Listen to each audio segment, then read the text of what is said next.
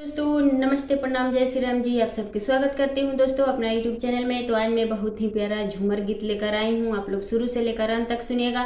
अच्छा लगेगा तो छोटे से प्यारा सा कमेंट करिएगा। तो चलिए मैं सुनाने जा रही हूँ, शुरू से लेकर अंत तक सुनिएगा इस हमारे गीत को। छोटा सा चुटकुला गीत है दोस्तों। आ गईले उल्टा जमाना बेटी, कहीं घूमने न जाना जी। आ गईले उल्टा जमाना बेटी, कहीं घूमने न जाना जी। बाग में जाना, बगीचा में जाना, बाग में जाना, बगीचा में जाना।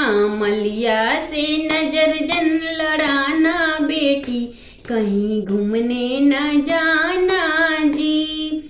मलिया से नजर न लड़ाना बेटी, कहीं घूमने न जाना जी।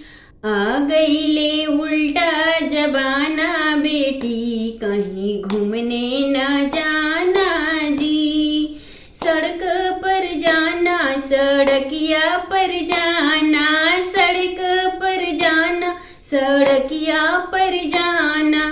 रहिया से नजर जन लड़ाना बेटी, कहीं घूमने न जाना जी।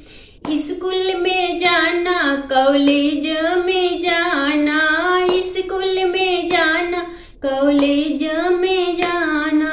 मास्टर से नजर जन लड़ाना बेटी, कहीं घूमने न जाना जी। आई गईले उल्टा जमाना बेटी, कहीं घूमने न जाना जी। आई गईले उल्टा जमाना बेटी, कहीं घूमने न जाना।